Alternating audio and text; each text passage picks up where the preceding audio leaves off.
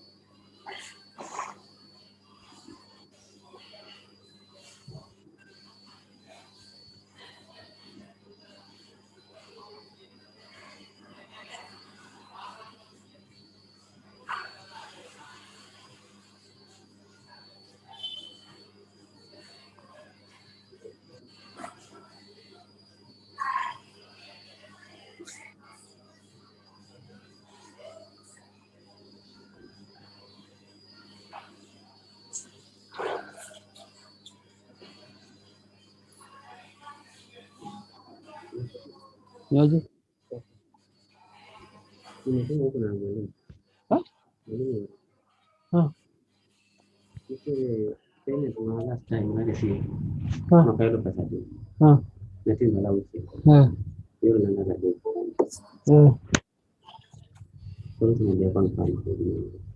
Niti berapa lagi?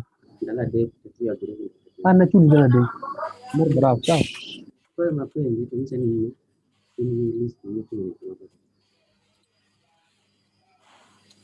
Gue Steve.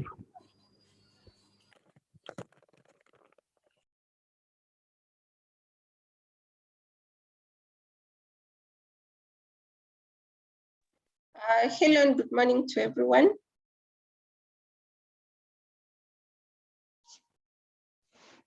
Good morning. Hi, Elaine. How are you? Hi. I'm fine, thanks. You're well? This morning it's a bit chilly. Are you in Nairobi? Yes, I am. Hey, it's very chilly.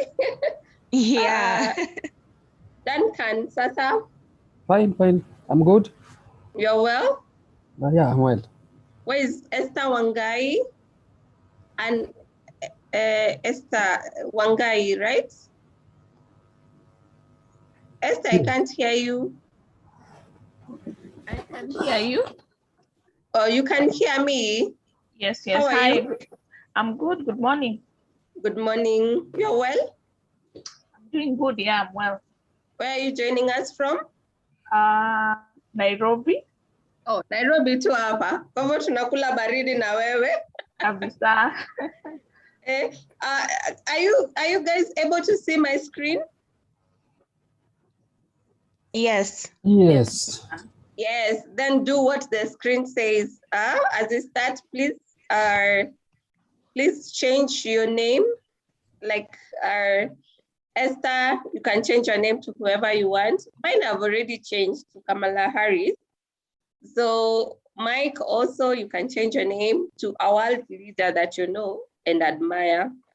Then I'll have an exercise for that as we go on, but let's start by changing Oprah Winfrey. Awesome.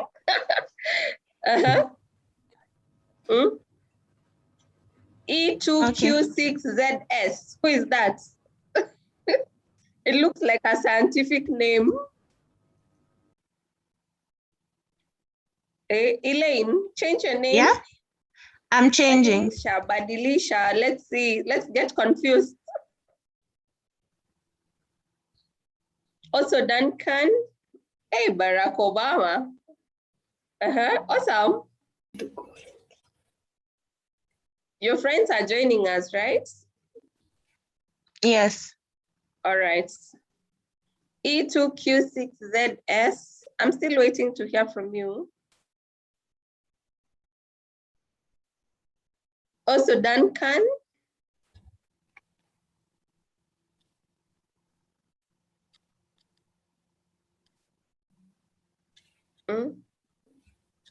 Brighton, Kevin. I don't think you guys have activated your mic.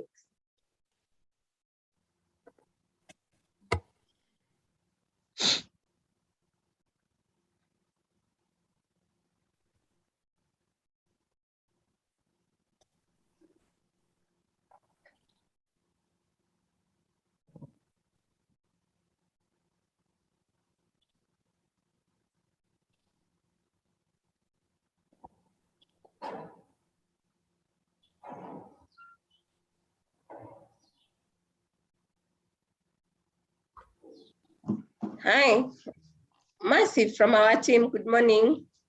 Good morning. All right. So also you change your name. You go to if you're not familiar, if you click on your like where your photo is, there are 3 dots there. Top right. You can see rename. So you can rename yourself there. Abraham Lincoln. Awesome. Let's see some more people. Hey, Mwai Kibaki. Awesome.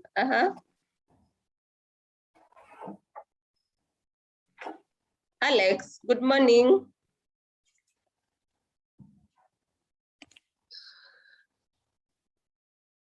We have 2 Alex and Alex Kimotho. If you've not activated your mic, please activate your mic.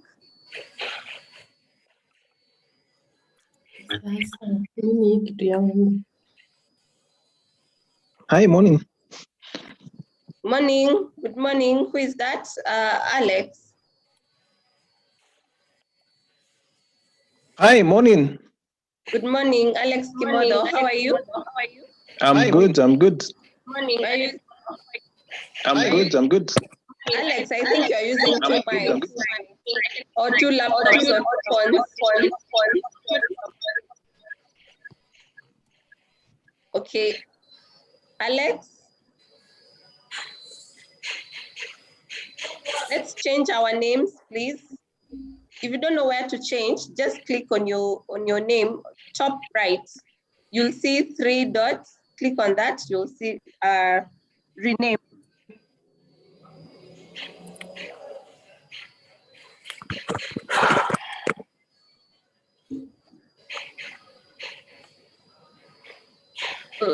Mercy, what name do you want to use?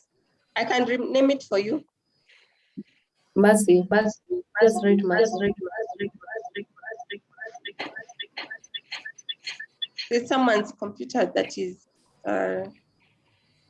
echoing.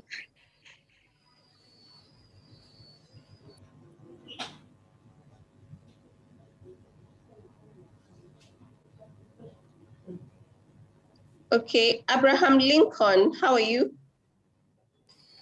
I'm good. You look very strategic. I'm prepared. Well prepared with earphones.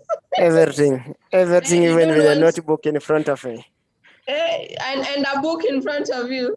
Sure. Are you excited for today? I'm very excited. Awesome. Where are you tuning from? Mbakasi, just within Nairobi. Upper Embakasi. Yeah. Awesome. Let me talk to someone else. Okay. Bridgeton, Mwaikibaki, Barak.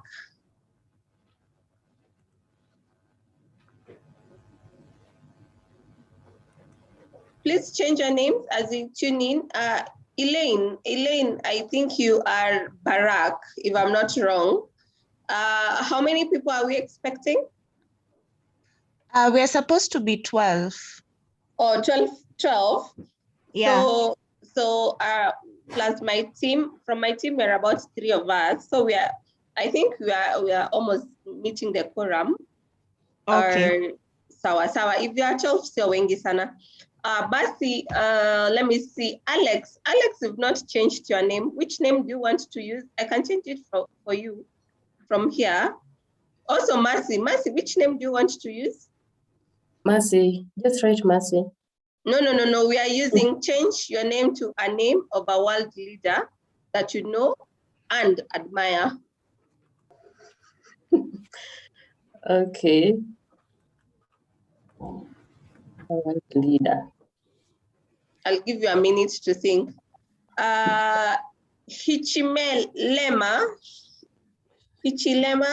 how are you? Good morning. I'm fine. Good morning. How is your morning? It's good. Uko Nairobi wapi? Nairobi airport. Oh, airport. Embakasi. Oh, Embakasi. Yeah. I think you'll have to mute your phone. Okay. Yes. All right. Which name of a world leader do you want to use for our session today? I've already changed Hichilema. Oh, Hichilema is a name of a world leader. I think you'll give us more details. Yeah. Of who that is. Chilema even won the election the other day. He's the president Zambia. of which country? Zambia. Oh, Zambia. He's called Hichilema. I did not know that. Okay. I see Joe Biden. Who is Joe Biden? Alex. Oh, Alex. Alex, you've dropped off with one of your phones. Yes. It was a phone. Oh, it was a phone. Awesome, yeah. Alex. Let me see. Nani hajabadilisha bado? Esther Wangai. Good morning. Morning. Which world leader do you want to use as your name? I was the first one to change, Oprah Winfrey. But I can still see Esther Wangai. Had you dropped off and then you came back? No. That's me. I think tuko na Esther Wangai and we still have Oprah Winfrey. Those who are using technophones, please change your names. Also, Bridgeton Mwagemi, Amos Wangendo. All right, so we'll start with brief introductions. Let me see. Can I change my name? Yes, please, just change. Okay, you can write on your side. Yes, please. Nyambie.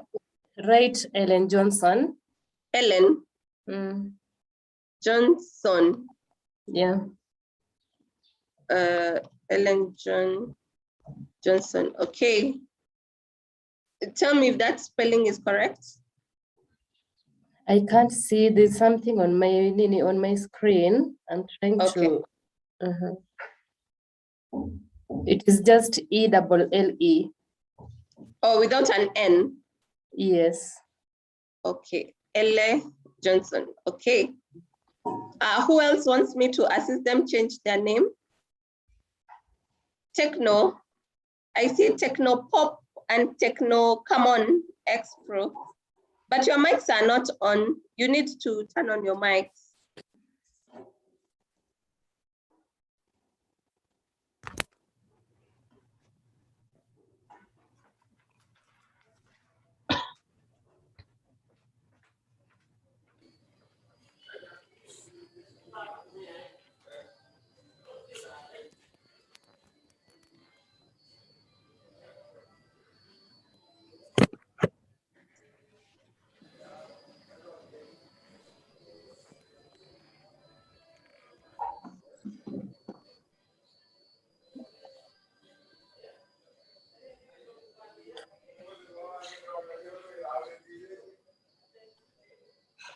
Okay, I think we'll just start with our introductions.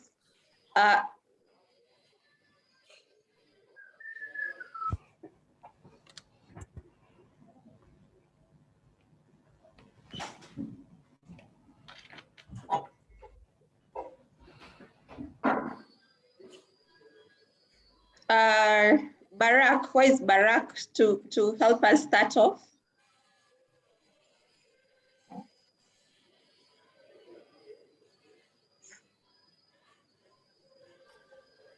Barak, where is Barak?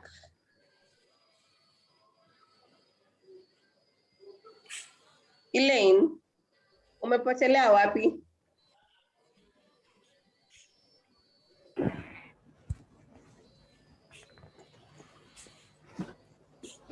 Okay, okay. Let me see. So we are 13 of us. I think we already have a very good quorum.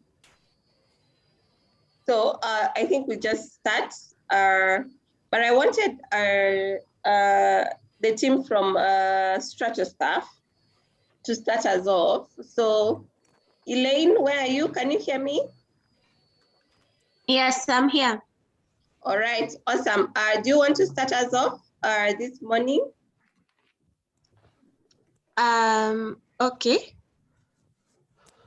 And we want to see all of you. So also turn on your cameras to see who we are talking to, who we'll be interacting with today. Who is that laughing? Abraham Lincoln. We want to see all of you, you know. Awesome, awesome. Okay, give me a minute. Sawa, 1 minute will be given to you. And everyone else, Amos Wangendo. Amos Wangendo, you have not changed your name. Also, Bridgeton. Yes, Amos, how are you? I'm well. How is it going? You're also in Nairobi? Yeah, I'm in Nairobi and I'm okay. Okay, which part of Nairobi are you at? Kasarani. Kasarani, you're almost my neighbor. Do you want to change your name to a world leader's name? A world leader's name? Yes, that you know and admire. Yeah, I do like Magufuli, Pombe Magufuli. Pombe Magufuli. Okay, let me change it for you.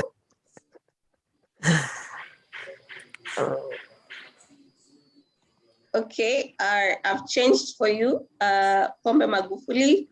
Let me see someone else. Techno, come on. Are you able to hear me? I doubt Techno Pop can hear me.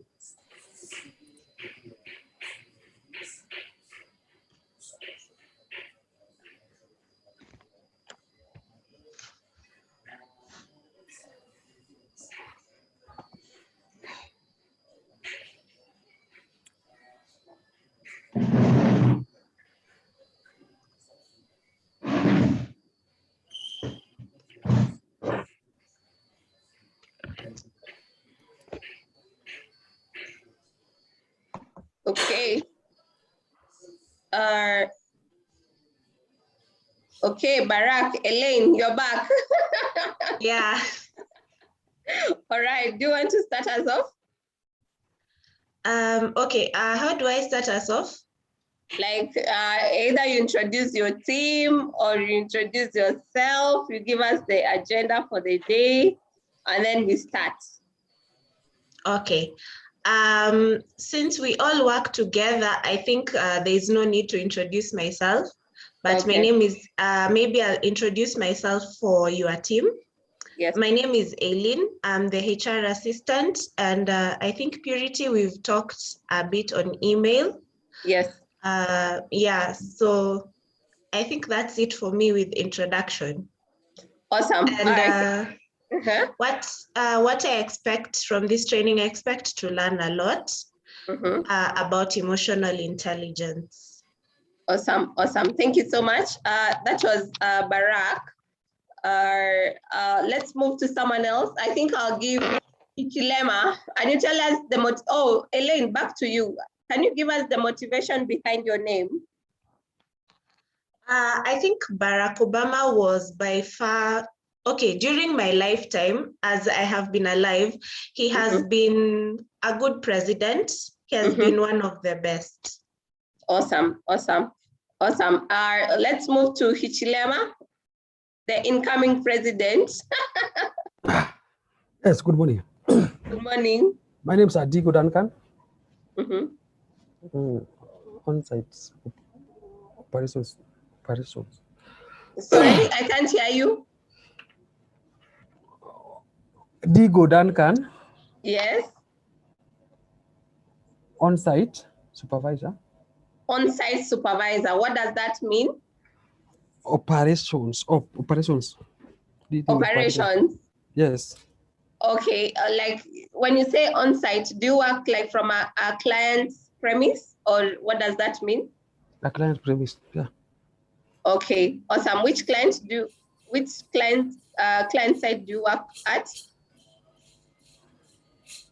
Client site.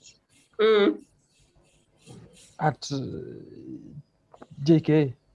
Oh, JKI. Awesome. Yeah. So tell us the motivation behind your name.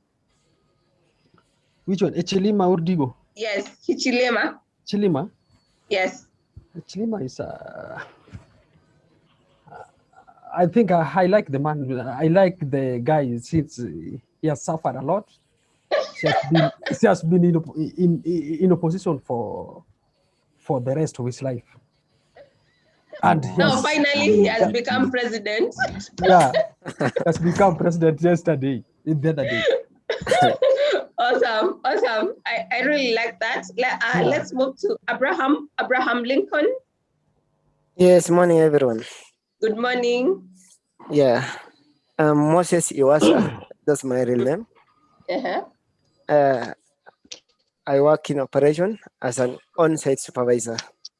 On-site supervisor, also at JKI? No. At Kamusat. Kamusat, okay. Yes. Awesome. Thank you. Tell us the motivation behind Abraham Lincoln. Yeah, Abraham Lincoln. Okay, I hope everyone knows Abraham Lincoln. It's his undying struggle, undying passion. Yeah, that's the most motivation. I admire Abraham Lincoln. Awesome, awesome.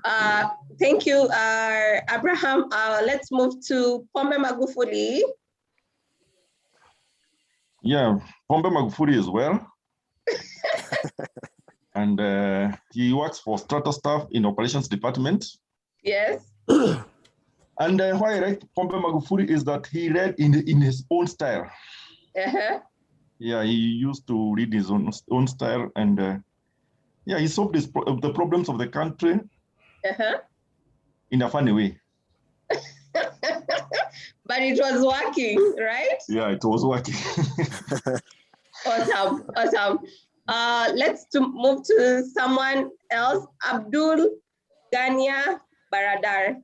Who is that?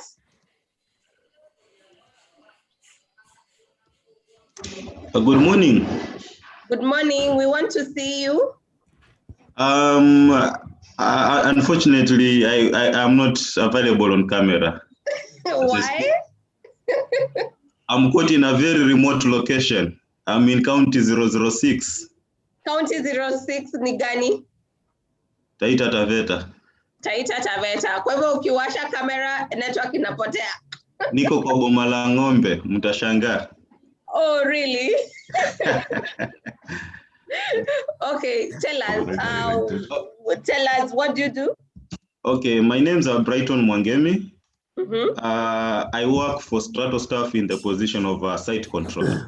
So I oversee, yes, I oversee the operations of medical logistics warehousing. Okay. In Mlolongo. Awesome. So tell us, what is the motivation behind your name?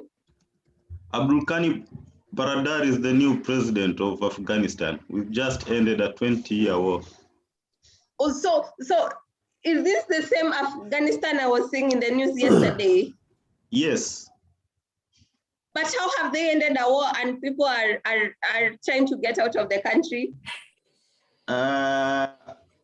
When there is war, there is always some panic and everything is under control.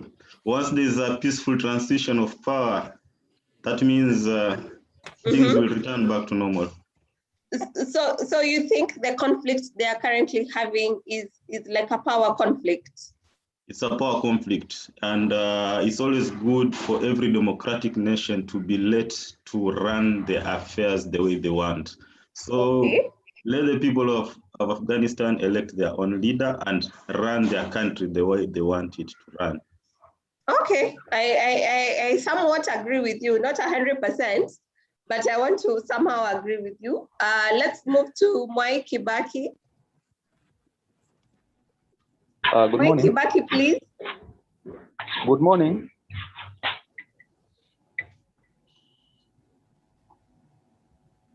Good morning. My name is Kelvin. Unfortunately, I'm also off camera. Okay. Instead of stuff, I'm at operations based at JKIA. The main reason for the name is if Mwai Kibaki had a vision for this country, yes, and despite all the negativity and the deviations, he literally led us to his vision. And at the end of his tenure, I think he literally delivered on what he had promised us. Okay. Okay. Please come again on your name. I think I missed that. Kelvin Makori. Oh, Kelvin Makori. Where are you based? JKIA. Oh, JKIA. So a large number of you are at JKIA, I would want to assume. Yes. Awesome. Let's move to Oprah. Oprah Winfrey. She's here. We also want to see you. Oprah, uko wapi? You will see me after the tea break, kindly. Oh, really? Yeah, quite sexy. Sawa, no problem. Continue. Once again, I'm Oprah stroke Esther Wangai. I work in Strato in the HR department. Okay. I admire Winfrey because she's a go-getter, and I think she lives in her purpose, you know. Yeah. Okay. Okay. So what is your expectation from today? The fact that you are from the HR department. My expectation, I believe I'll get something, a takeaway that I can implement, something practical. But going forward will be an addition into how I handle my duty. Awesome. Awesome. Thank you so much. Let's move to, let me see.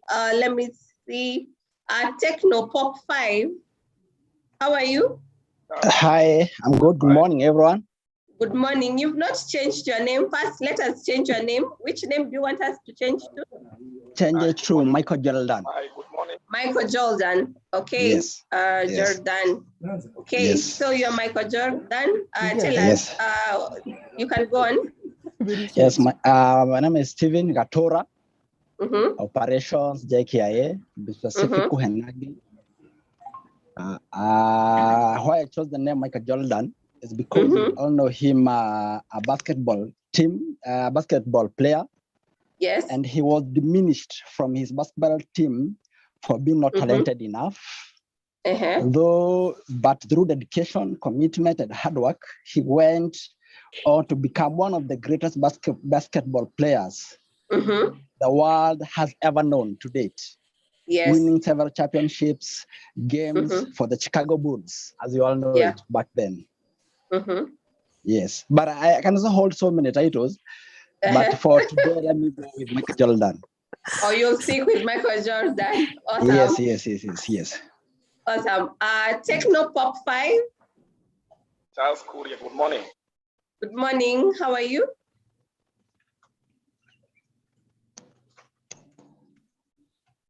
Charles Korea. Tell me, first, let us change your name. Which name do you want us to change to? I like my own Charles Korea. You like your name? No, we want a name of a world leader that you know and admire. A world leader? Yes. Let me go with Mo. Sorry? Pombe Magufuli. We already have Pombe Magufuli, so pick another one. Hi, Daddy. Good girl. And then quick cartoon. Hey, Michael Jordan. I am at Techno. Give me another name, please. I can't hear you. You are muted.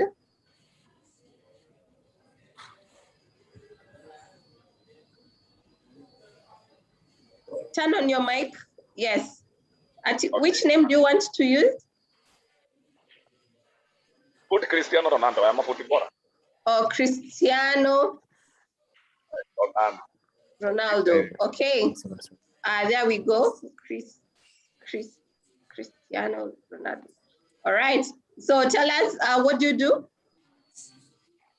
I'm on site supervisor based in Nagar JKIA. Based in?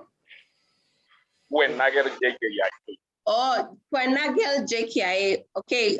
Tell us, what is the name, motivation behind your name?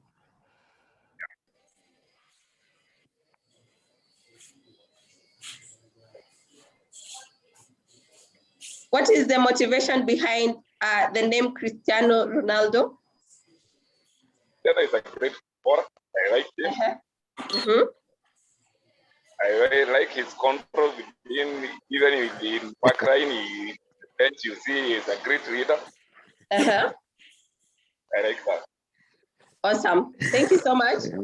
Let's move to Joe Biden. Joe Akwapi. Good morning, everyone. Good morning. My name is Alex Kemodo. We can't see you. Oh, sorry. My name is Alex Kemodo. Yes. I take care of Strata Staff Mombasa branch. Strata Staff Mombasa branch. Yes. Uko kwenye maji ya chumvi. Hapo sasa. Why doesn't it look like the sun is out? It's only that I've blocked it. Oh, it's only that you have blocked it. And also, why don't you have a coastal accent? I'm working on it, although I'm not sure whether I'll get it. How long have you lived in the coastal area? This is my third year. My third Your year. third year. You'll not get it. If you don't get it within the first few months. I've given up. You've given up, eh? Yes. All right. Tell us, what is the motivation behind Joe Biden? Well, Joe Biden, because he's a charismatic leader. And his complexity is in his simplicity. Joe Biden is a person who will walk in a park and just pick a flower from the glass. And, give the wife, and it can be a trending topic. He's very simple. He's a simple guy and very practical. Yes. Awesome. Thank you so much. Let me see who I have not talked to. I think I'm done. So let's move to our team. Ellie Johnson, where are you? Okay, I'm here. We can't also see you. Yes, now we can see you. Okay, my name is Mercy. I'm a HR assistant at Accurex Limited. Yes.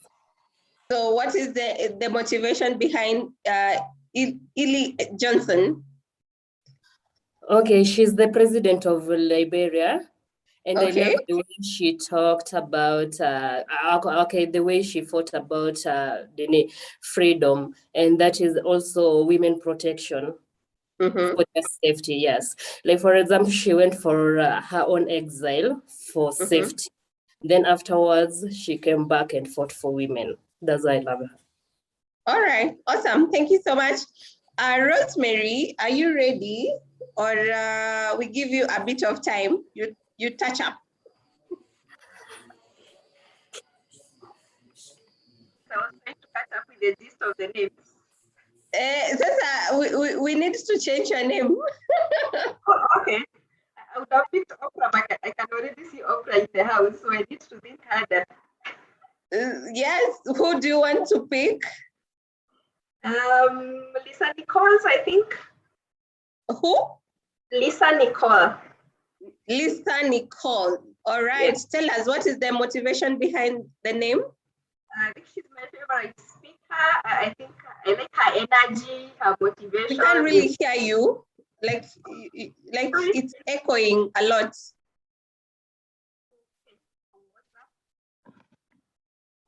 Okay.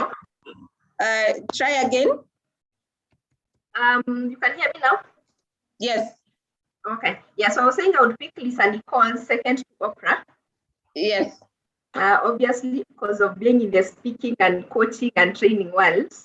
She happens to be my role model, and I think her energy, her authenticity, and the continuity in terms of persistence to become what she wants.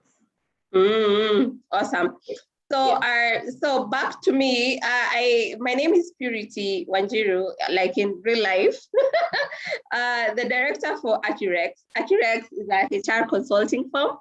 Our biggest, I think, ability or talent is in training. Like that's what you're about to do today.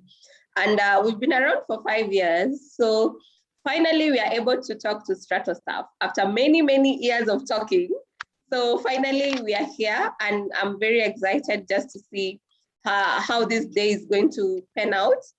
And you picked the right topic, almost coming at the right time, because we are facing a lot of stress. We are facing a lot of conflicts, just coming from a crisis, and we are still within the crisis. So I really hope and pray that as we go on during the day, up to the end of the day, we are going to pick something that you are able to not only implement it at your workplace, but also it becomes very resourceful and helpful even at your personal level. So why I picked Kamala Harris? I feel like she's almost one step to presidency, you know, and it's a great time for women in the world. Like we are able to take on challenges, we are able to take on positions without fear of what maybe people are going to think about us or our own capabilities.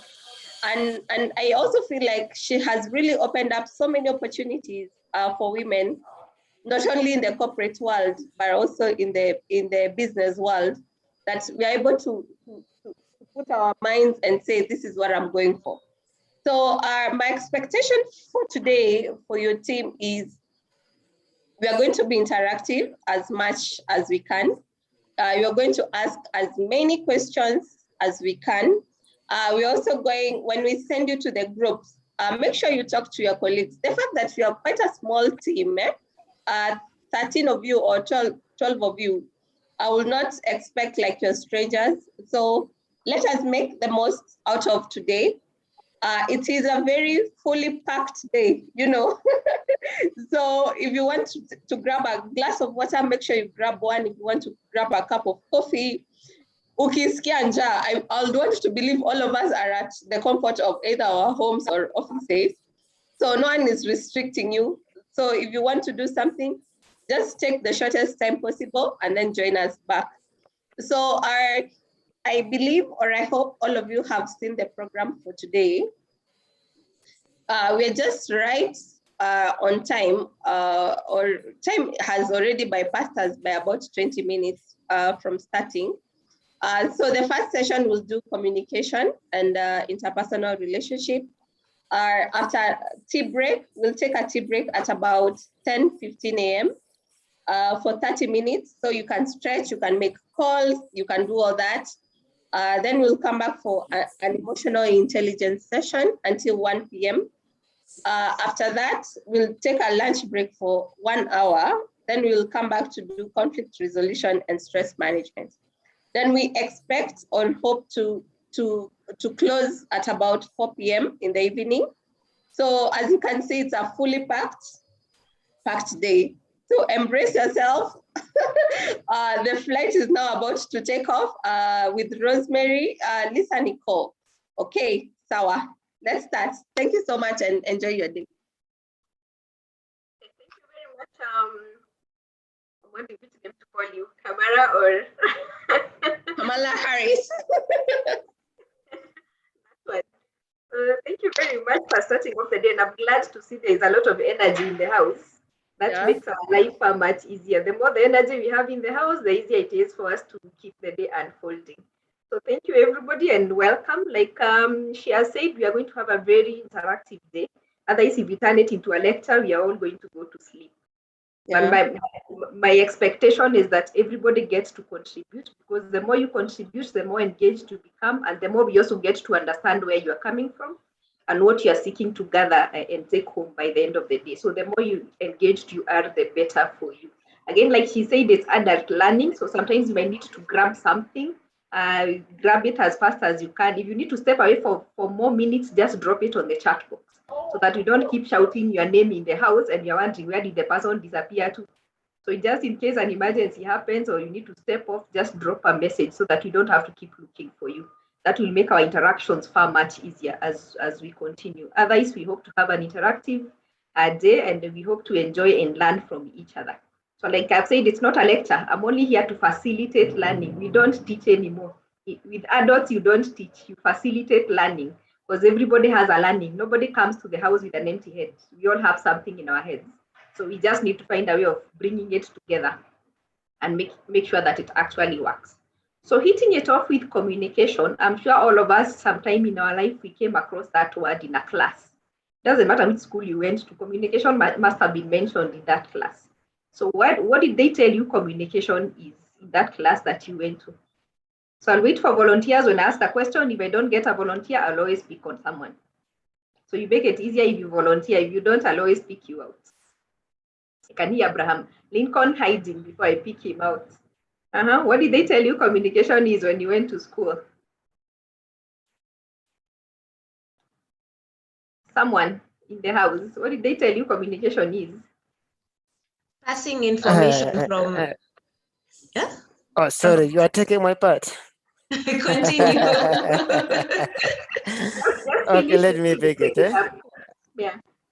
Yeah, okay. Communication is the process of passing information and receiving information. Two-way, information and information. It can be either horizontal or vertical, either way. It's just a matter of passing information and receiving information. Just a matter of passing information and receiving information. Barak, you want to add something to that? No, he had the same concept that I also had. So if you pass information and receive information. Takes me to the next question. Then why is it so hard? Why is it that when you go for marriage counseling, it's always about communication? When you go to staff, they're always saying we are not communicating, these people are not communicating. Then why is it so hard? If it's just pass information, receive information, it should never be a topic then. So why does it become a topic? Why does it become an issue? Someone wants to tell us why. Yes, Joe Biden. Becomes an issue when Can see you unmuting, so I'm assuming you want to say something. Well, I'm saying at times it becomes a challenge. Your audio is pretty far. Nasikika kwa umbali. Let me see whether I'll add my speaker. Check your volume or something. Joe, we can't hear you. Are you able to hear me now? Yeah, much better. Yeah. Great. Well, communication becomes a challenge when there is a barrier. You see, it's more or less like a barter trade. You are exchanging views and ideas. When there is a barrier in between, then it becomes a challenge. All right. What are the barriers we are talking about? Sorry? What are these barriers as far as this communication is concerned?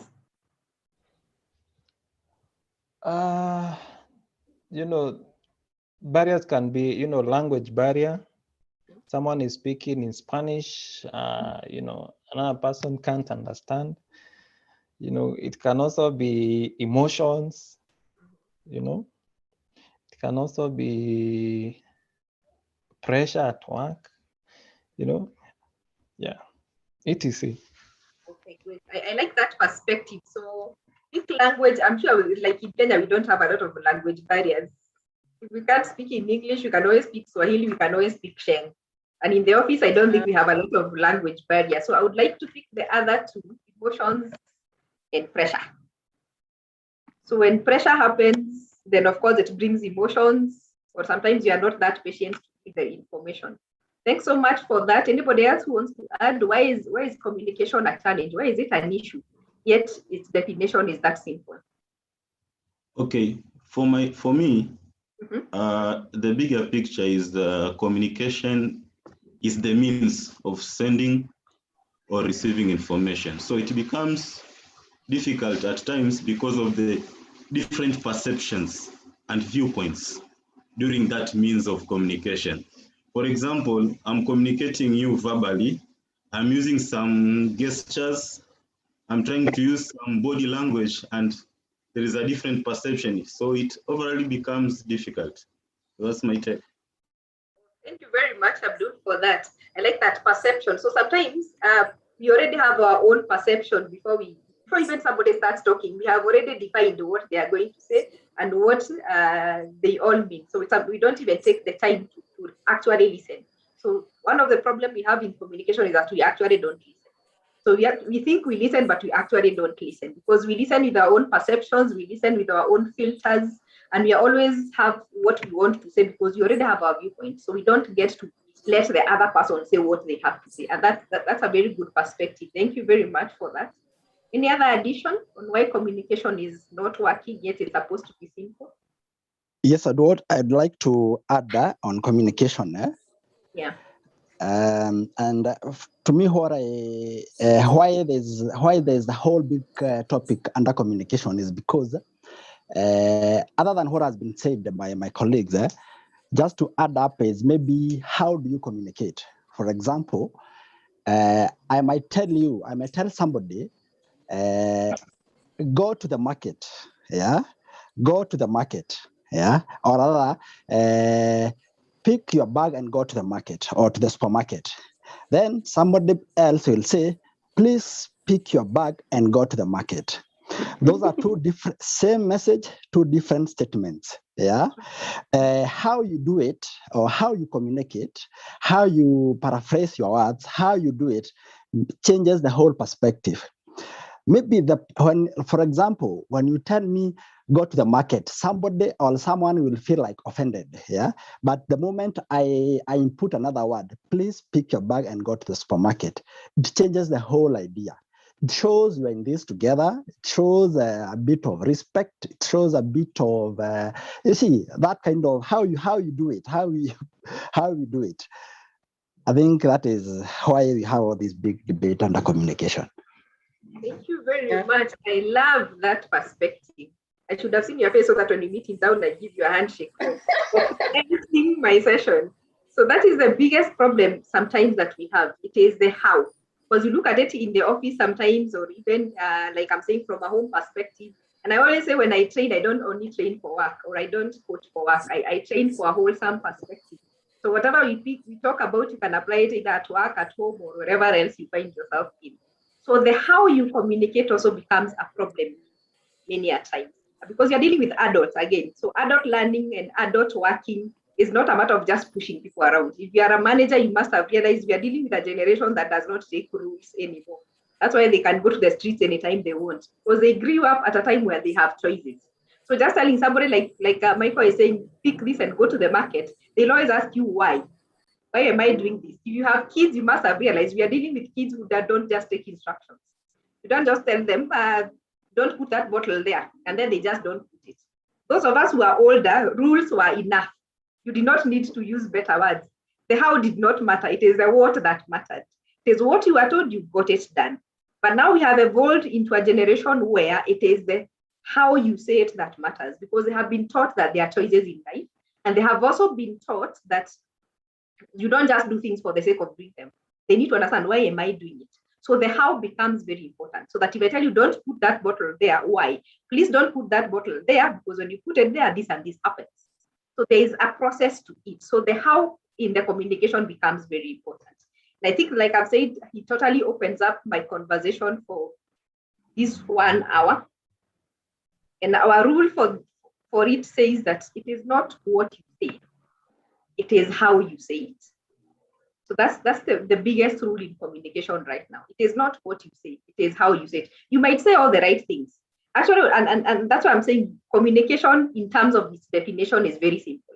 Is I pass information, you receive information. So if I walk in and tell you tomorrow come in at 7, I have communicated and you have heard what I have said. And that's it. If it's at home, somebody says, I don't like food, this kind of food. The person has said it and the other person has heard. But what's the problem? The problem is the barriers that we are talking about. It is the emotions that come with it. It is sometimes because you're under pressure and you bring in those emotions. It is the perception, because like you said, if you say, please, I feel like you are respecting me. If you don't say it, I feel like you are ruling me. Then that's my viewpoint. That's my perspective. And then it is the how. It is how you put it that counts. So the biggest rule in communication, it is not what you say, it is how you say it. And people get to remember the how more than the what.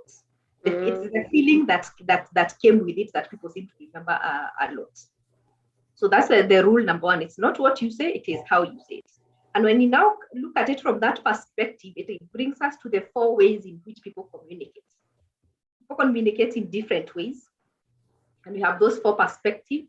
You can either be an aggressive communicator because you have the power and you know what you want. So you can decide, if I say this, if I say you move, you move. You can decide that's the way I want it. So I want you to go to the market, like you said, go to the market. I want you to come in tomorrow at 7 and tell you tomorrow at 7, I need you here. You can just decide my way or the highway. We don't get to negotiate.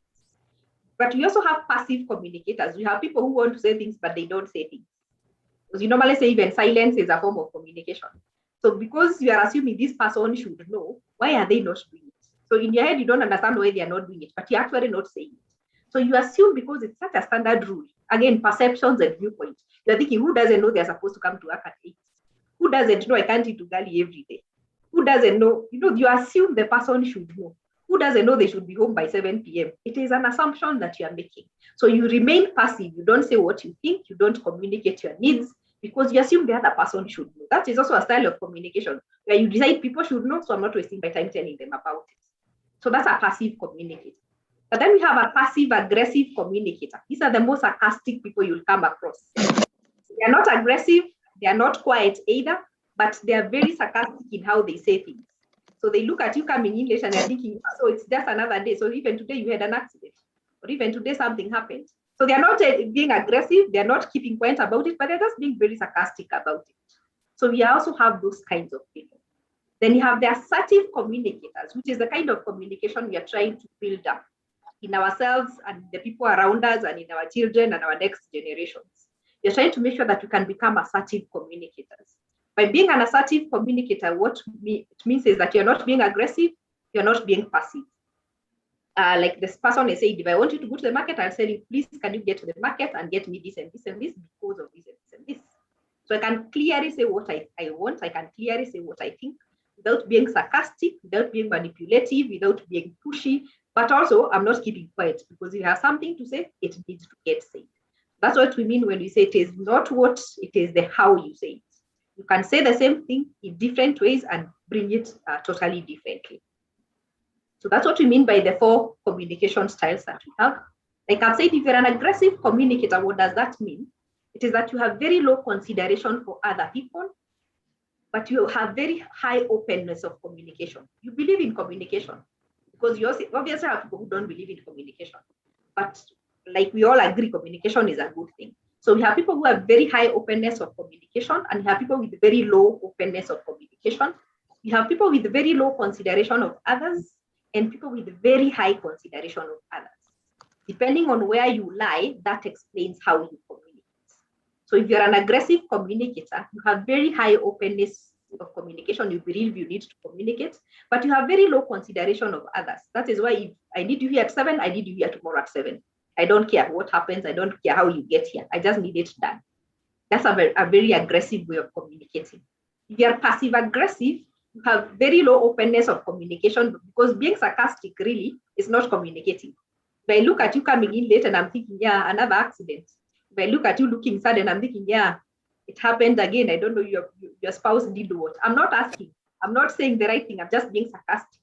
So that's a very low openness of communication and a very low consideration for the other person, because you're not taking even time to understand where they're coming from. So that's an passive aggressive person. That is why I need you at 7, I need you at 4 at 7. I don't care what happens. I don't care how you get here. I just need it done. That's a very aggressive way of communicating. Rosemary, I don't think your sound is very clear. Being sarcastic really is not communicating. If I look at you coming in late and I'm thinking, yeah, another accident. If I look at you looking sad and I'm thinking, yeah, it happens. I'm from Florence. Again, I don't know your spouse did what. I'm not asking. I'm not doing the right thing. I'm just being sarcastic. Yes, I think she's recording and replaying it or something.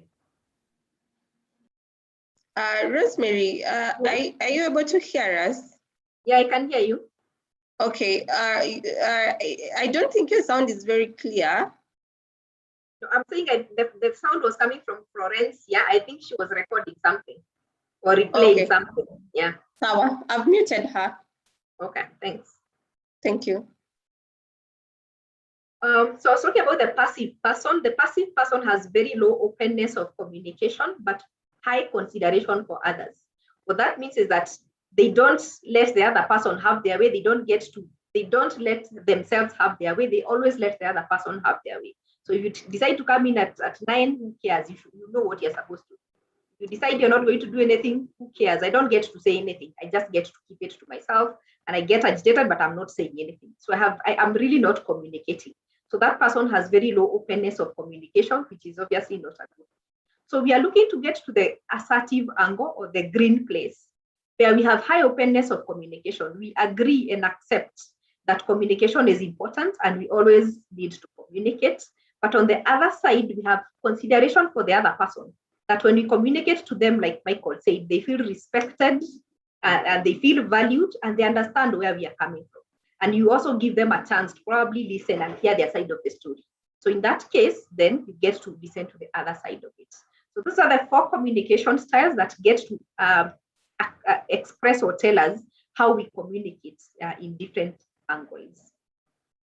So I want us to look at a video discussing the 4 communication styles. Make sure you listen keenly, because after that we are going to debrief it, and then you tell us from your understanding, from the explanation, from the video, and from the 4 perspective of the 4 communication styles, what you're understanding, what causes or what brings people to communicate in different ways, how do the different people get to behave, what is good and what is bad about the different or the 4 forms of communication. So as you listen to the video, make sure you take your short notes, and then we are going to have a discussion of the video in groups based on your understanding.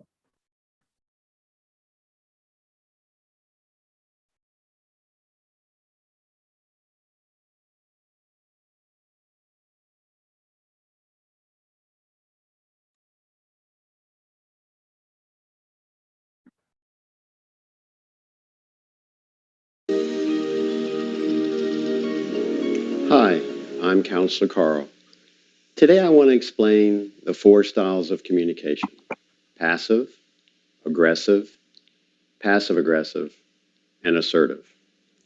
Those of you who grew up in dysfunctional families may never have learned to communicate effectively in relationships. You may be passive and unwilling to advocate for yourself, or aggressive and attempt to run roughshod over others, or passive-aggressive and smile while sabotaging others behind their backs. If so, then no wonder your relationships are not working well. In order to build healthy relationships, you must learn to be assertive. You must learn to say what you mean what you say, but don't say it mean. So let's talk about the 4 styles of communication and why 3 of them simply don't work. First, there is passive communication, which is born of low self-esteem. Passive communicators avoid expressing their opinions and feelings, fail to set boundaries with others, and do not assert for themselves in relationships. They believe their needs and feelings are wrong or bad and refuse to ask others to meet them. They allow others to abuse them, manipulate them, or take advantage of them. They exhibit poor eye contact and slump body posture, and tend to speak softly or apologetically. The impact of a pattern of passive communication on such persons is that they feel anxious because life seems out of their control, and depressed because they feel stuck, hopeless, and bad about themselves. They also feel resentful because their needs are not being met, and they feel confused because they ignore their own feelings and needs, which are meant to guide them. As such, passive communicators are unable to resolve conflicts through negotiation because they are unwilling to express their opinions, feelings, wants, and needs. Sadly, passive communicators are unable to heal, grow, or have healthy relationships because real issues are never addressed. Next, we have aggressive communication, which is born of low self-esteem and powerlessness, often caused by physical and emotional abuse in childhood. Aggressive communicators will violate the rights of others to get their needs met. They will use physical and emotional abuse, humiliation, intimidation, criticism, and blame, and act in rude and threatening ways. They have low frustration tolerance, so they easily blow up. They do not listen well and frequently interrupt others, often speaking in a loud and demanding voice with piercing eye contact and overbearing posture. The impact of a pattern of aggressive communication is that such persons alienate others by generating fear and sometimes hatred. They are unable to participate in resolving conflicts because they simply demand that others give them what they want. And since they blame others for their problems and mistakes, they are unable to grow, heal, or have healthy relationships. Next, there is passive-aggressive communication, born of repressed resentment and an extreme sense of powerlessness. Passive-aggressive communicators appear cooperative and friendly, while consciously or subconsciously doing things to annoy, disrupt, and sabotage others. They feel powerless to deal directly with the objects of their resentments, thus use subtle sabotage to express their anger. They mutter to themselves rather than confront the person or issue because they refuse to acknowledge their anger. They use facial expressions that don't match how they feel, such as smiling when angry, and use sarcasm to put others down. The impact of a passive-aggressive communication style on such individuals is that they become alienated from those around them, live in emotional isolation, and remain stuck in a position of powerlessness. They discharge their resentments in indirect ways while real issues and their anger are never acknowledged. As such, they remain stuck, unable to heal, grow, or have healthy relationships. And finally, there is assertive communication, which is born of healthy self-esteem and respect for self and others. Assertive communicators express their needs, feelings, wants, and opinions clearly, directly, and respectfully. They use I statements and convey respect for others. They listen well without interrupting and make good eye contact while speaking in a calm and respectful tone with relaxed body posture. They do not allow others to abuse or manipulate them because they stand up for their rights while respecting the rights of others. The impact of a pattern of assertive communication is that such individuals feel in control of their lives, feel connected to others, and feel good about themselves. They are willing to negotiate to resolve conflicts while creating a respectful environment for others to grow and heal. And they are comfortable acknowledging their mistakes and thus are able to heal, grow, and participate in creating healthy relationships. Now, all four styles of communication have their place. For example, being passive makes sense when dealing with a drunk husband. Being passive-aggressive is a good strategy if you're a prisoner of war, since being assertive with guards would be laughed at. Being passive would make you feel like you've stopped fighting the war, and being aggressive, well, that would surely get you killed. So smiling while sabotaging and disrupting behind the scenes would be the perfect strategy for taking on the guards. And there are even times when being aggressive makes sense, such as if you're being assaulted, because assertively stating, "Sir, when you hit me in the face with that board, it greatly upsets me, so please stop," well, that would only allow the aggressor to continue beating the crap out of you. A more effective style of communication would be to aggressively yell, scream, and knock the person down so you can escape. But the simple truth is this: 99% of the time, being assertive is the most effective style of communication. Thus, it must become your style of communication if you hope to have healthy relationships. So remember the slogan, say what you mean what you say, but don't say it mean, and keep practicing it every day. Thank you. I hope that gives us some more insight into the communication styles. So we are going to have that discussion in short, in the next 5-6 minutes in groups, just to bring it in our heads in terms of what did you pick under passive, what did you pick under passive-aggressive, what did you pick up under aggressive, what did you pick under assertive. But for the sake of passing time, we have 12, Purity, so that I don't count accurate still. You're on mute. Purity, you're on mute. Oh, sorry. I think Accurex, we are 4 of us. So the team from Strato staff, they should be 10 as of now. We do 4 groups, there'll be 2 few. What if we do 3 groups? 3 groups, then you'll have 1 item not discussed, unless you have each. Oh, you can have, okay. You can have you wanted 4 groups, eh? All right. No, alternatively, let's have 2 groups. Then one discusses 2 topics. Yes, 2 topics. All right, that's okay. So you're able to give us groups? Yes, I am. Group 1, whoever goes to group 1 discusses passive and aggressive. Then the second group gets to discuss passive-aggressive and assertive. Okay. What did you pick? And you can also be able to give us examples that have come across. So group 1, you've said passive and aggressive? Yes. Style. Group 2? Passive-aggressive and assertive communication style. Okay, okay. So I've already created the rooms. So group 1, you have 7 people. Room 2, you have 6 people.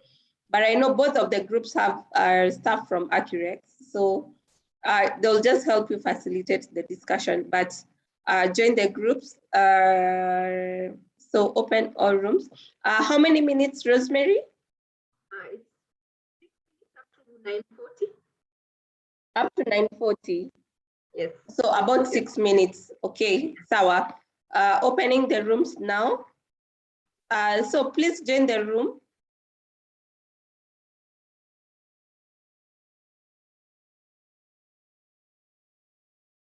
You'll see a pop-up on your screen. So just click on it and join.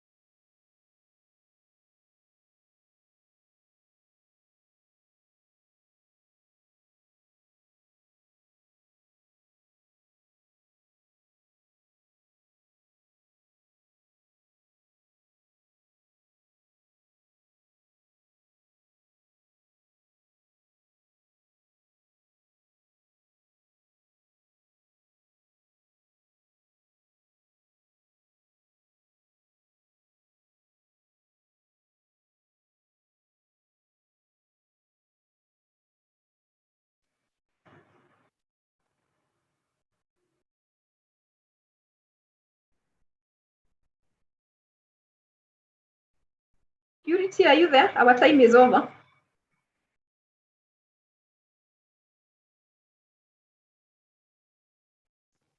Rosemary, sawa. Yeah. Let me close the room.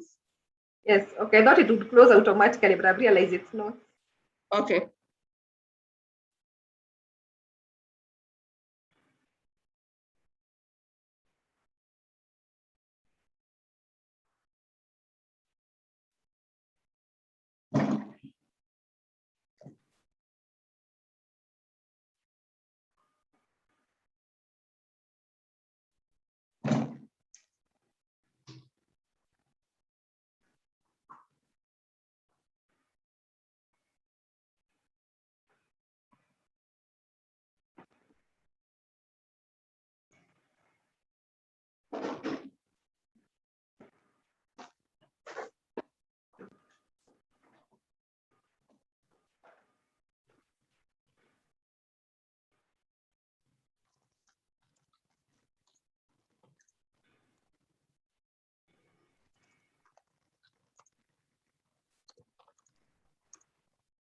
They're not closed yet?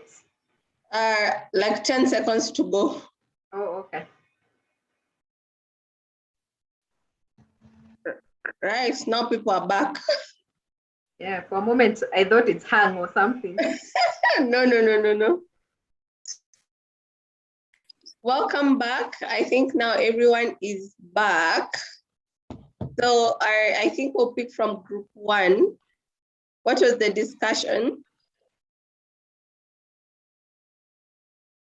Okay, thank you. Group 1, we are discussing aggressive and passive people. Yes. The learning that you picked, aggressive people do not listen very well. They tend to alienate others. Mm-hmm. On some occasions, they are accused of humiliating people. Mm-hmm. But it's also a very good way to communicate, especially where you are assaulted. And you need to stand up for your rights. On the other hand, passive people, they tend to be resentful. Mm-hmm. On some occasions, they are confused, very apologetic, and in the long run, they are unable to communicate. And on some occasions, they might also be violent. Okay. So those are the major learnings that we've discussed. All right. Is that for aggressive? What about passive? No, what I've discussed, I've done aggressive and passive communication. Okay. I think the point is coming out about sometimes passive people can actually get aggressive because they tend to take in too much for a very long time. And then one day everything just erupts. I always say people, every time when somebody does something wrong, like they kill somebody or hit somebody, you hear people saying, anakuanga mpole, haongeangi na watu, and then everybody is wondering, normally this person doesn't look violent, but all of a sudden they have done something very crazy. It's because that person has been taking in a lot of things over a very long time, and then at some point they just explode. So at some point become irritable. So the last thing that happens is not really the issue. It is what the person has been accumulating over a very long time. So the small thing that happens, siku ya mwisho, it is due alipewa ugali, mtu alichukua 50 shillings, that's not the issue. The issue is the small things that person has been accumulating over a very long time. Then when something small happens, it breaks everything, and somebody does something they never thought, or people never thought that person could do. So that's how passive people can actually become violent all of a sudden. But the aggressive ones are almost aggressive every other day, like they have put it. So thank you very much for summarizing those learnings. We would have wanted to hear some examples, but it's okay if you are not able to pick the examples yet. So that takes us to group 2.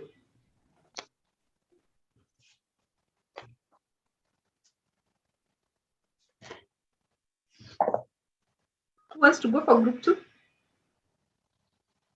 Group 2, we had Alex, Barack, Melinda, Magufuli, and Hichilema. Okay, so we came up with examples of people who we thought are assertive. And the first person was William Ruto. And the second person was Barack Obama. It is clearly seen through their communication. They're able to communicate properly, keep eye contact, basically all the traits that an assertive person has. And passive aggressive, we had an example of Peter Kenneth. What are the traits? You want to hear the traits that you picked? Anybody from the team can contribute.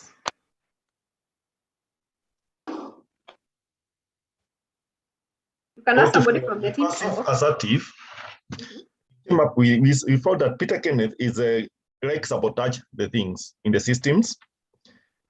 He refused to acknowledge everything. He has some anger when talking and some boastiveness, and then he seems to be not decided when he's doing his things.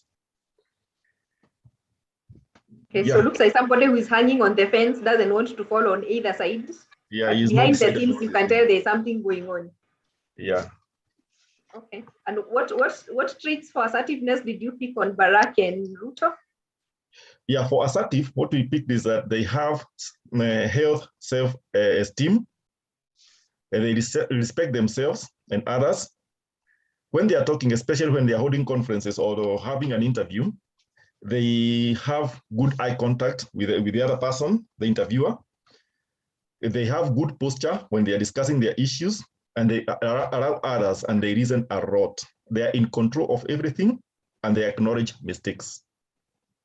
Okay, thank you very much. I think that summarizes it. So if we are able to pick the traits and attach them to examples, it makes it far much easier. So I think the question is to always ask ourselves, are you able to tell how you communicate? Can you tell whether you are looking like the person who sabotages things? Because even you're like Magufuli has said, you can always tell somebody's style of communication by their body language. If somebody cannot look at you straight on the eye, if they don't look comfortable enough when they are communicating with you, then you can always tell something is not right.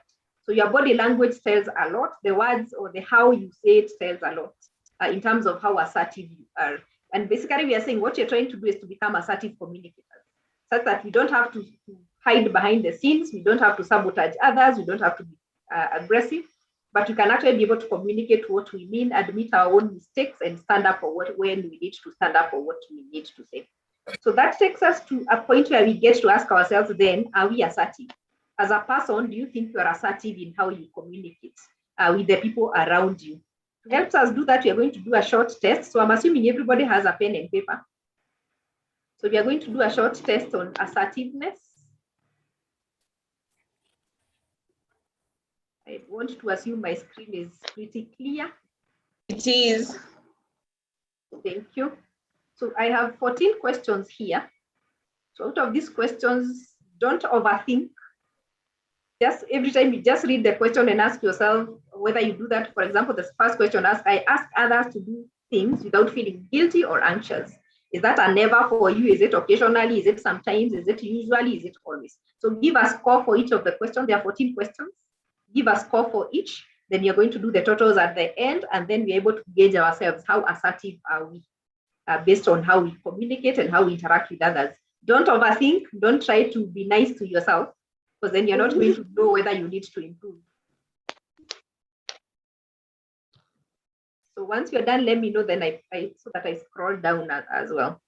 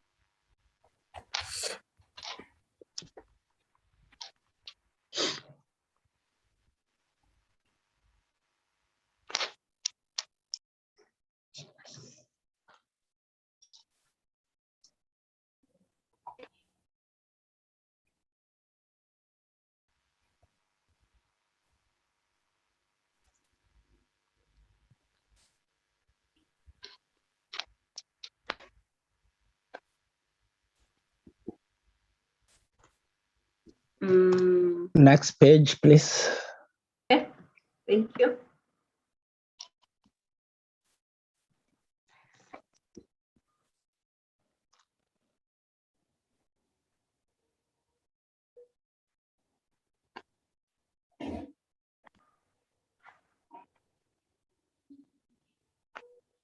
Rosemary, what is 3 again? Oh, sorry, I forgot to tell you. You should have written it somewhere because you keep forgetting. Oh, sometimes. Okay, sawa. Never, occasionally, sometimes, usually. Usually, always. Okay. Yes. You can note it down so you don't forget.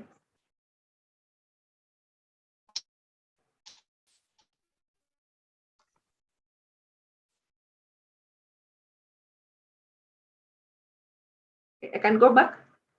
Yes, please.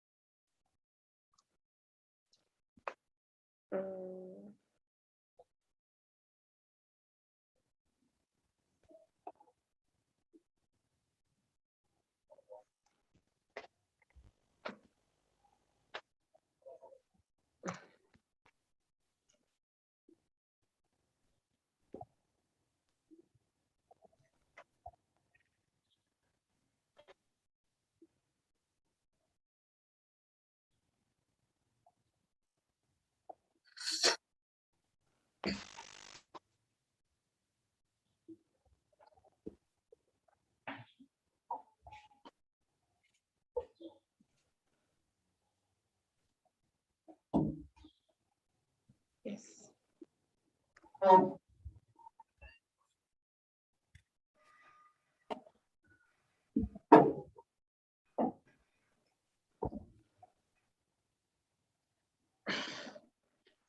So we do the summation, Rosemary. Yes.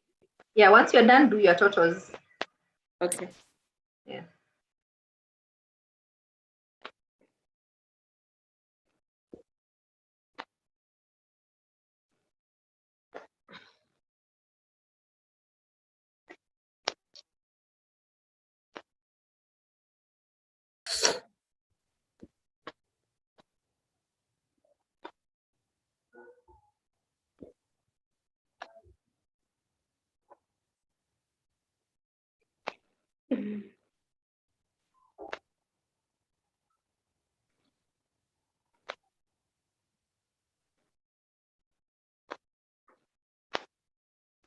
Done.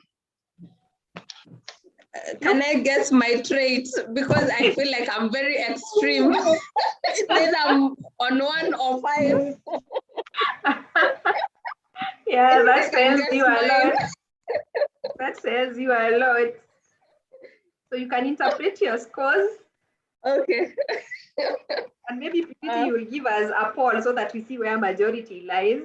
All 10 right. to 25 is a very low score. You have a serious difficulty with your assertiveness. So you need to intentionally work on your assertive levels.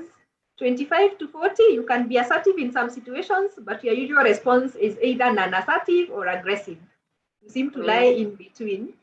You are not in between. You are on both extremes.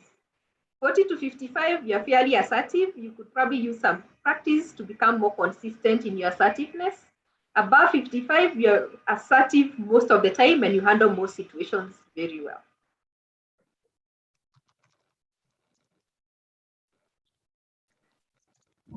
For Magufuli, you're at 42. That's a nice one. It means you're fairly assertive. You just need to practice more to become more consistent in your assertiveness. So Purity, you can give us a poll for the 4, 10 to 25, 25 to 40, 40 to 55. Yeah, that's what I'm doing. Okay, thank you. Hey, somebody is at 58. Michael Jordan, 54 from Barack. Very good scores. 58 is anything above 55 is excellent. 52 also very good. Oh, just really? Need to achieve a bit of assertiveness. Very good scores. Thank you very much. That means most of us are fairly assertive. Just needs more practice to be more consistent and being intentional. Actually, I think the word is intentional. Because sometimes you just do things without being intentional. So if you become intentional that every time I communicate, I'll be assertive, then eventually you get to polish it up. So it's a skill that you can actually enhance intentionally. Thanks, Lincoln, 52. L. Johnson, 50. Very good scores. So most of us just need to become more consistent and practice more and be intentional about it. Then we are going to totally polish it. Okay, the poll is live. Okay.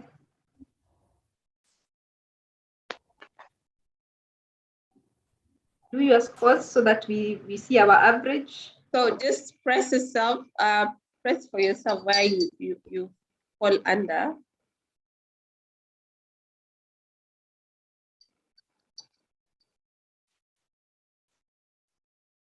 Okay, 5 of us have participated. So the rest, there should be a pop-up on your screen. So just click on it.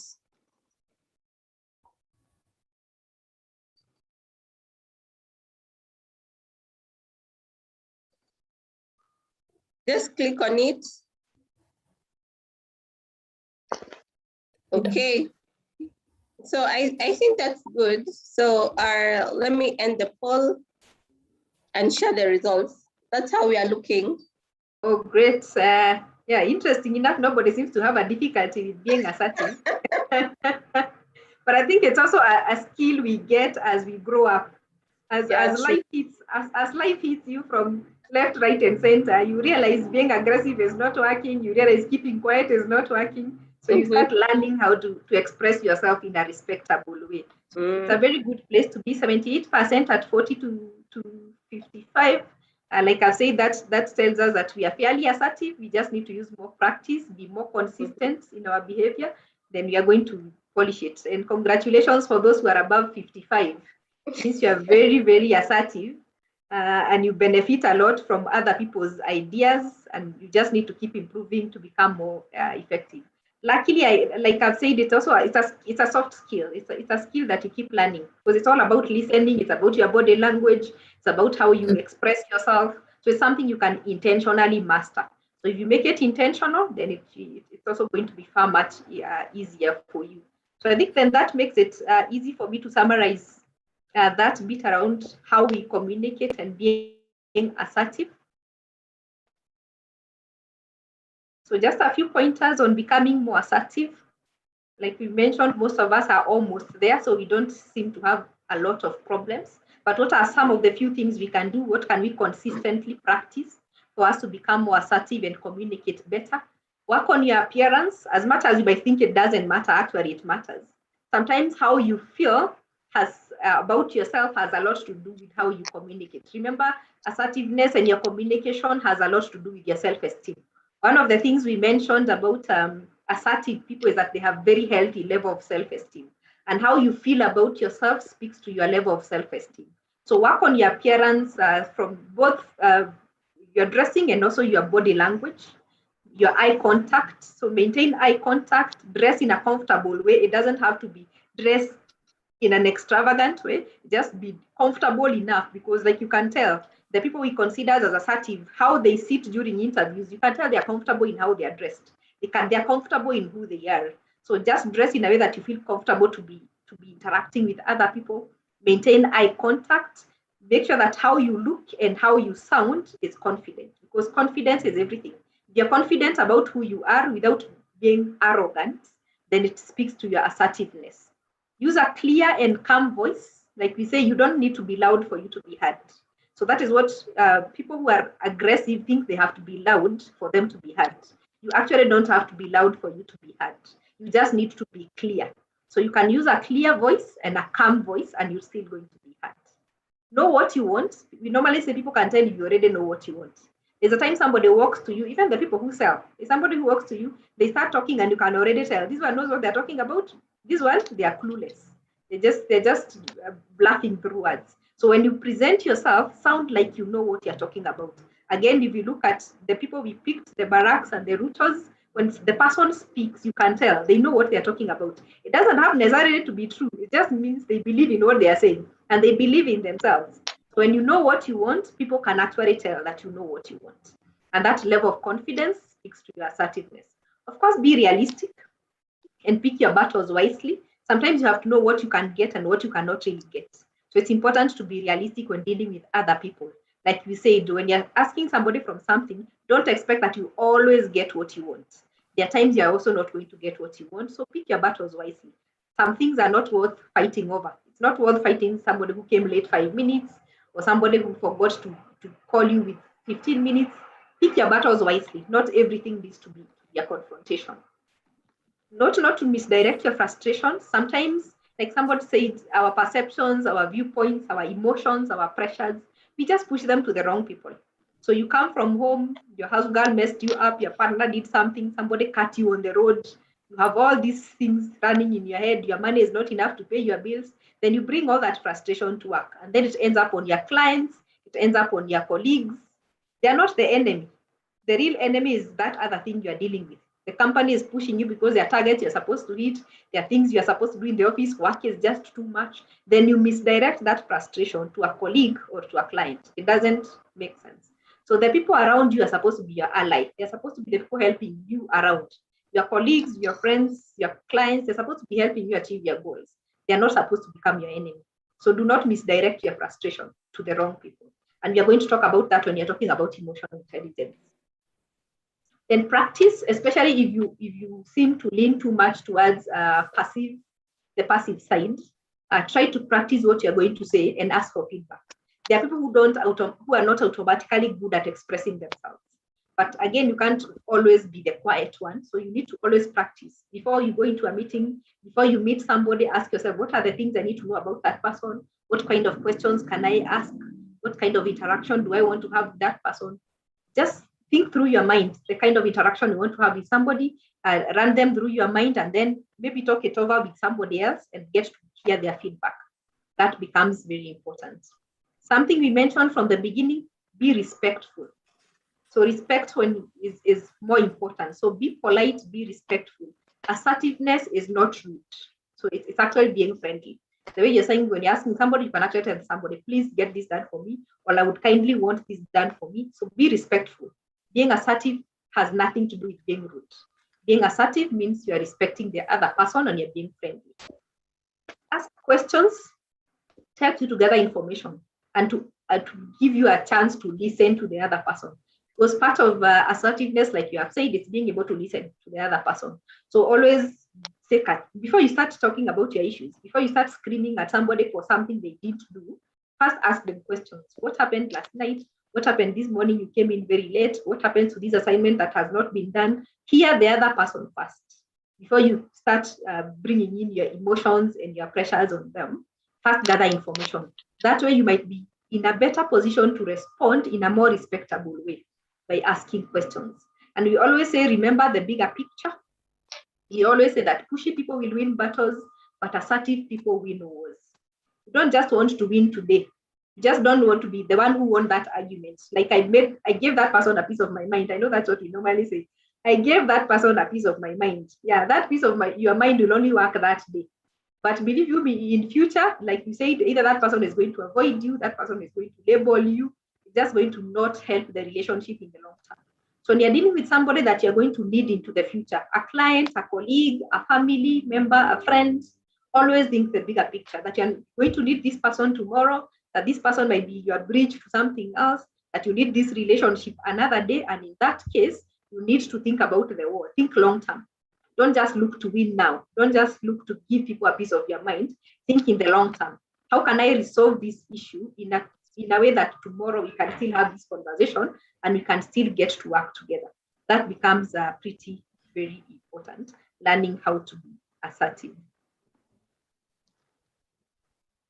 So I will pause there to take any comments or questions before we break for tea.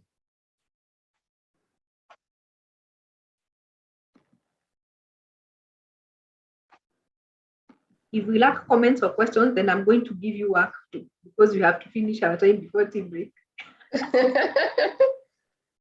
A trainer always has something that can be done by the participants. Yeah, true. Yeah.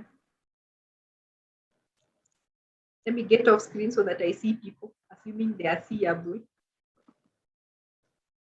But Ronaldo, are you writing? That's why I was keeping that screen, because I thought you're writing something. Or you're done?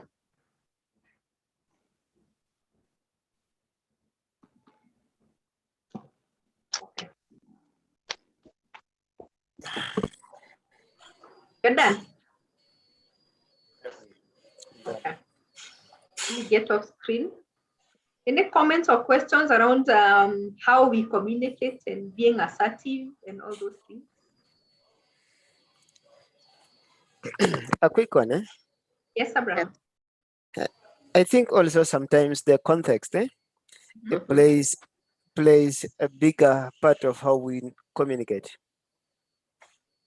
And there are situations which will definitely force you to be aggressive.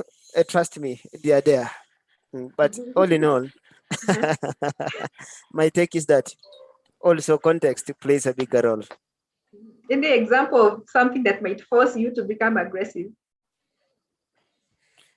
Yeah, okay, for instance, okay, today you have told people to report at work politely at 7. Tomorrow they come at 8:30.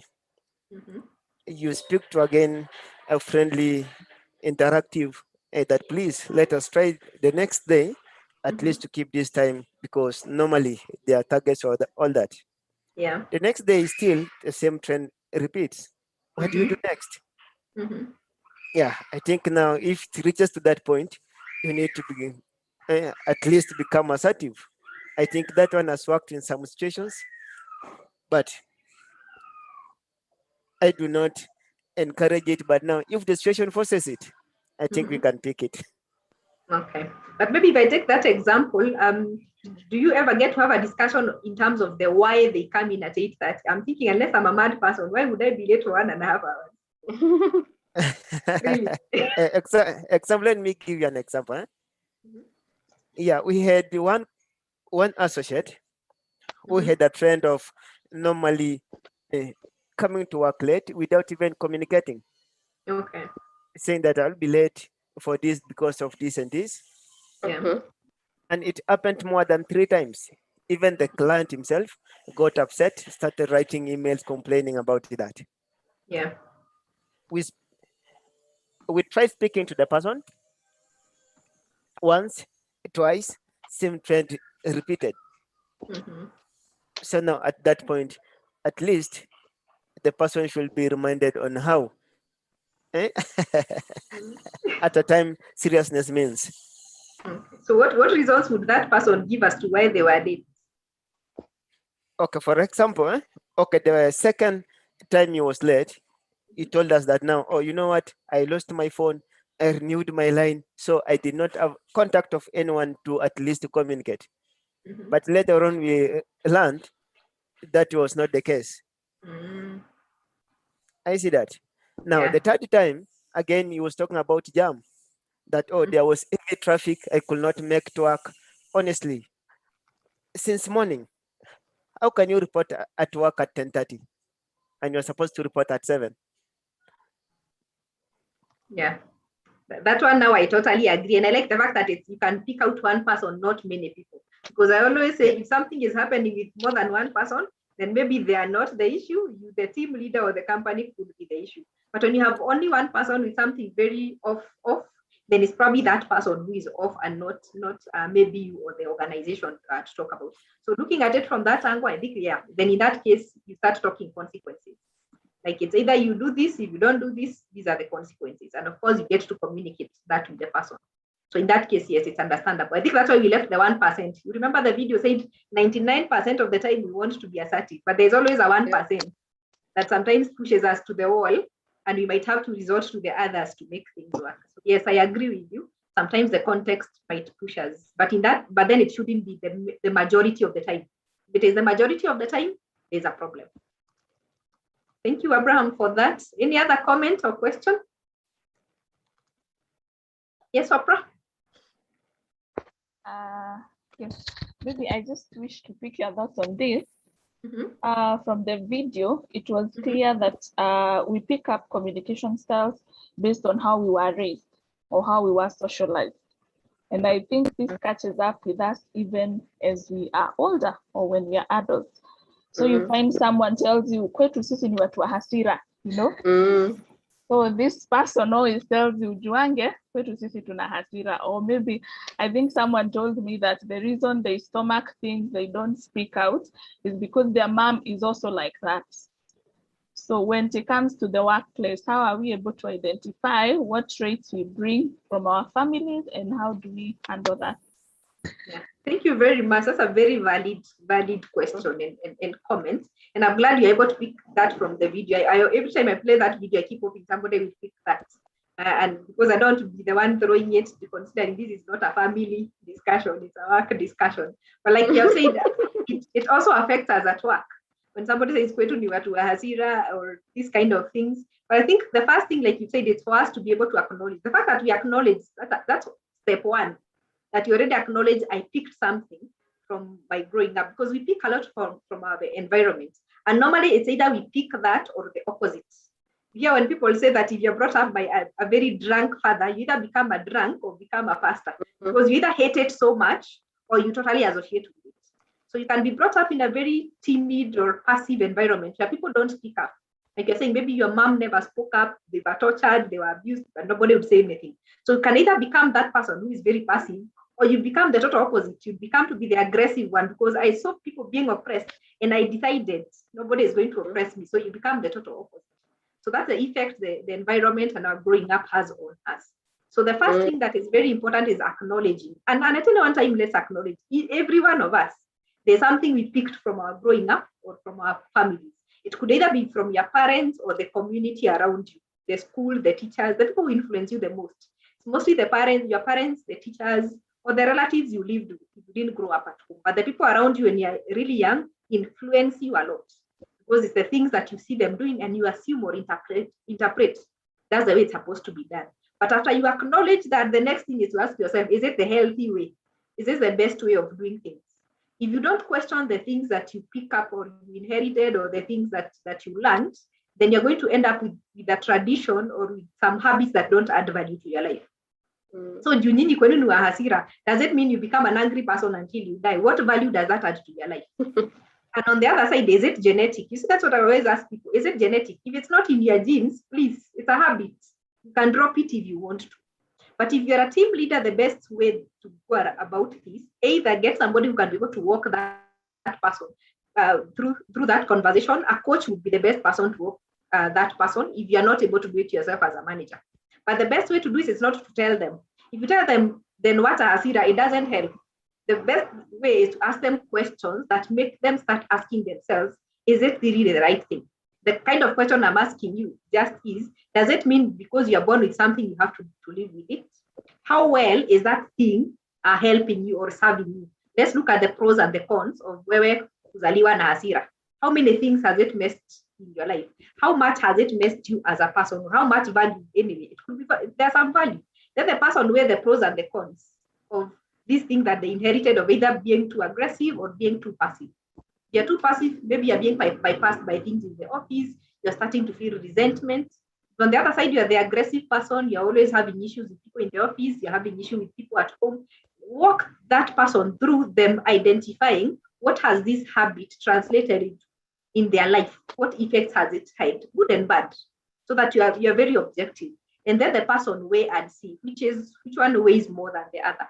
Then after that, let them realize that just because you were brought up with something does not mean you have to be that thing for the rest of your life. Like you said, it's a skill that can be learned. So let the person understand that if you wanted, you can change. And you can maybe look for examples of people who have been able to intentionally change and make that person just get few resources here and there, read, watch some videos, and then eventually you can see how well are you able to change those. So like I said, first thing, acknowledge every one of us inherited something, good and bad. Then ask yourself, how is this thing serving me, positively or negatively?